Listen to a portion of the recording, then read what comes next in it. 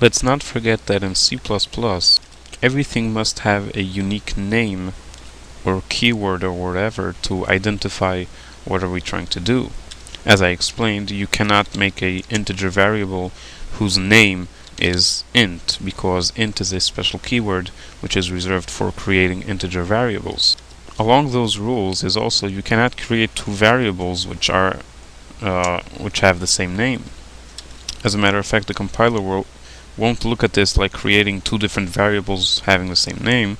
The compiler will understand this like trying to create the same variable again, which doesn't make sense. The variable already exists. Why are you creating the same thing again? Having said that, let's look some more into the rules of scope and visibility. Here is my main function, which I prepared before, and here I also prepared a different function called myfunc. So let's step through it step by step and see what's going on. At first I'm creating a variable x. So of course x will only exist as long as this block of code over here exists. To make sure, we're just going to print out over here that in the main function the variable x is whatever it is. Then we skip over and call my function. So let's see what my function does. Over here I am creating again a variable x, and this is perfectly okay. This won't be a problem to the compiler. It's not going to look like I'm creating the same variable again, because this x over here is existing in its own scope world right over here, and this x doesn't see that. It has nothing to do with that world of the main function. This is a brand new world, the myfunc world, so it can have its own scope, which has of course the opening and closing brace, and it can have its own variable x because it's a different world. Go ahead and try it out. Your compiler will compile this with no problem. And just to make sure, we are printing out over here whatever x has. In myfunc, the local x has whatever it has.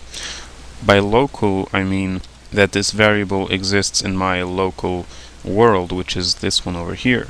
There are other remote worlds out there. There's the main world, there is another world over here, as we're going to see in a minute. But in our local world right over here, in this function myfunc, we are creating our own x variable, and it has 8 as is being printed out. So basically we teleported from this main world to a different myfunc world, and anything in the main world at this point is entirely irrelevant. It doesn't exist. If I start using some x variable, I'll get a compiler error because we don't know what this x over here is. We never declared it, we never created it. We have to create our own variables over here to be able to use them. Now here in our local world we open up a even inner world, a inner scope. As I explained, anywhere in your code, if you want to make things a little bit more organized, you could just store things inside of a block of code with opening and closing brace. But the side effect of making this block of code is that all the rules of scope and visibility apply. Now, because we haven't really teleported from one world to a different world, we were just in our world and we stepped inside a more inner nested world. Because we did that, any variables which existed before in the outer scope over here can still be visible to the inner nested scope. As we see over here, I'm printing out that in the block of code which is inside my func world, x is, and we are using the variable x over here. So if you wonder, wait, but what is x? We entered a new world over here, we have to make our own variable x's. Yes, but we didn't really teleport from one place to another. When we came from main to myfunc, that was really like teleportation. So we're a bit more separated of that main world than if we are in our own world and we just step inside a nested world. So it's a little different. Inside of this inner world, we can still see stuff that we created in the immediate outer local world. As you see, you can go ahead and compile this and you'll have no problem. The compiler will understand that this variable x is what we created outside over here. Now, what in the world is going on over here?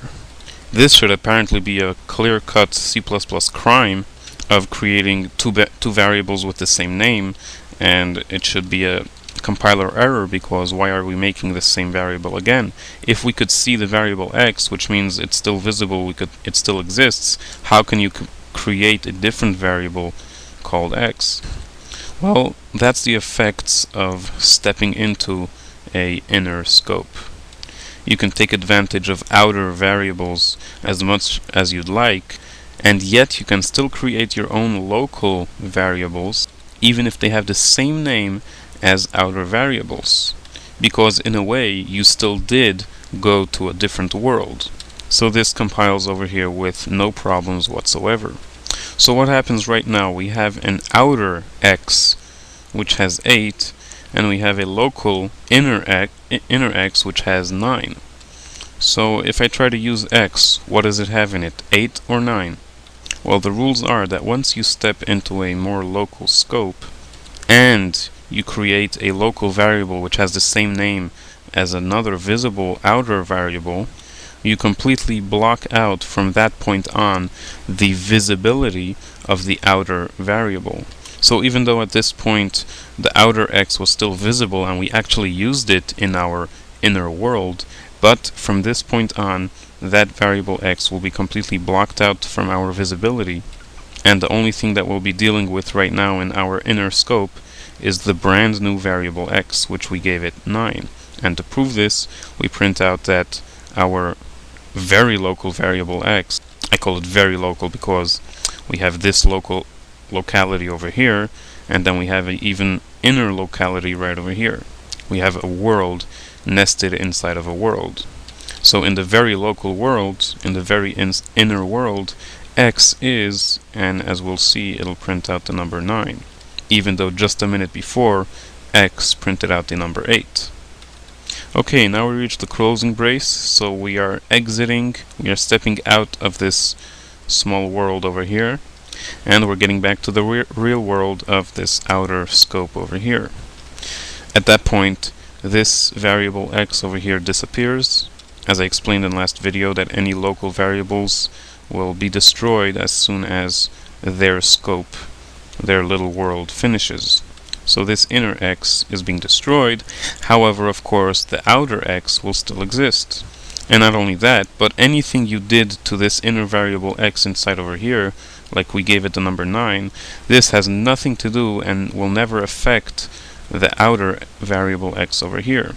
And we prove that by printing that out of block, when we finish this code block over here outside of the block, still inside of my func, the variable x is whatever it is, and as we'll see, that will be the number 8. And now our function comes to an end by the closing brace, and we come back to where we came from.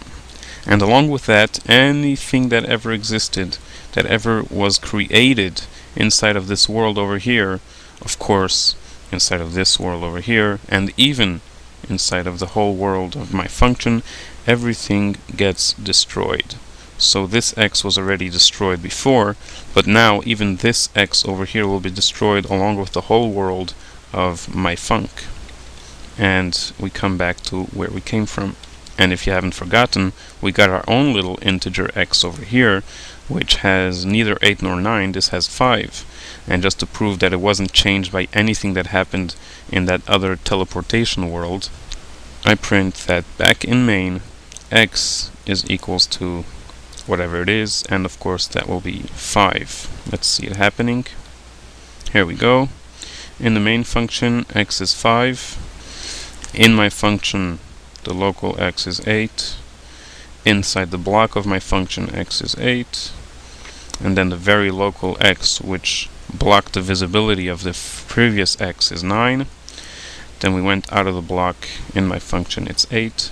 And then back in main, the local x is 5. So make sure you review and understand what variables exist when and where, which scope do they belong to, are they visible or not, can I use them, can I refer to them, because I can't refer to a variable that was never created, that's a compiler error.